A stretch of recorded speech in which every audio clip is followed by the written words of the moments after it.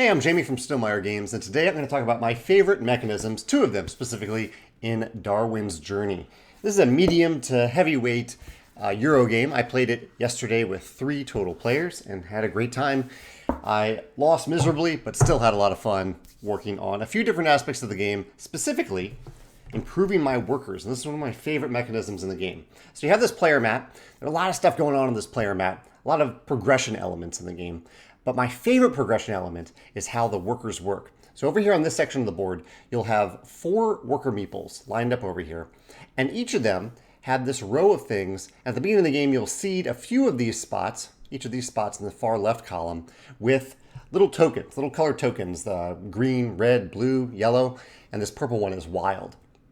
What this is telling you is where the worker is allowed to be placed on the board. For example, if I want to place a worker up here, that worker needs to have 1 green stamp, whatever they're called. I'll call them stamps in this game. 1 green stamp or ink blotter.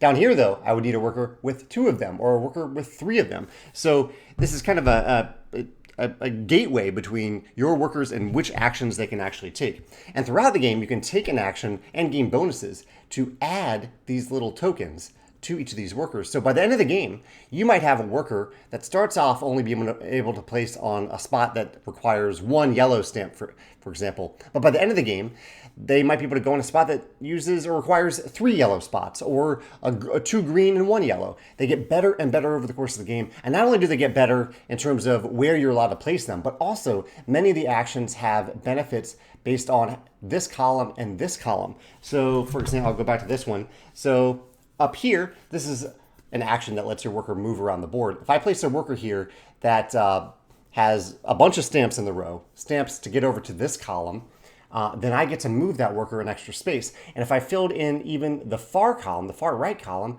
then I get this benefit. I don't know what this benefit is, but I think it's gain something along the way as they're moving your worker.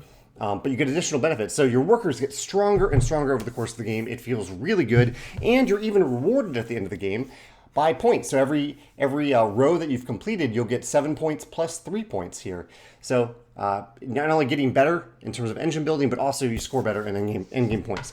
This is the strategy that I pursued in last night's game, and I had a blast doing it. It really felt good to make my workers better and better over the course of the game. The other thing, though, and this ties into what I just mentioned about how the engine building of these workers ties into the end game scoring, is one of my other favorite elements of the game is how the parity of the game works from beginning to the end.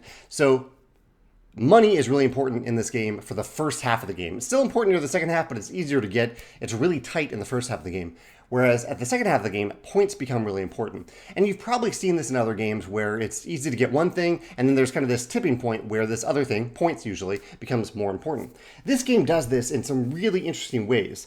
One of those ways is on the board itself. So there's this map. It's a little hard to show it here, but there's this long map, 3 different islands that extends over the board, and you can move your workers throughout these islands in a specific path. There's some split branches in them, but early on in the path, you can see that you can get money. Easy to get money. You need money early in the game. But as you get further along in the path, there are points. So built into this map itself, based on where your worker is going to be early on in the game versus at the end of the game, it's divided up the money and the points. That is one way that it does this this parity element of what you need at different points in the game. The other element is this section of the board where you are publishing information about your discoveries, or you're kind of shipping them back, these things that you're discovering on your journey. This section of the board is really interesting in the way that it accomplishes this goal of parity. For example, whenever you put a tile on here, you will look at all the slots that don't have a tile on it already, and you'll gain $1 for each of them. So right now, if I put a tile right here, I would gain $6. So early on in the game, you're getting a lot of money for putting these tiles down. But as these tiles fill in these slots, see if I can find an example here. Can't find an example here, but as each of these tiles that you put down here have a book on them, and the book results in an end game multiplier. So near the end of the game, say that I put a tile down here, but all 6 of these slots were filled with other tiles.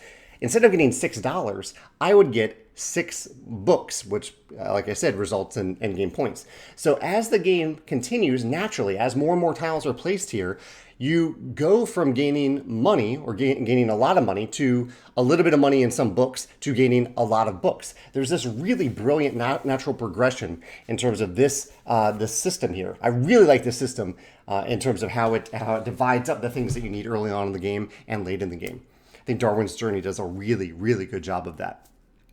So those are my 2 favorite mechanisms. The parity, I'm not even exactly sure if parity is the right term here, but giving you the things that you want early in the game when you need them versus late in the game when you want points and you want multipliers, things like that, as well as the engine building of the workers, how your workers can get better over the course of the game if you focus on this section of the board and the variety of places you can place the workers as a result.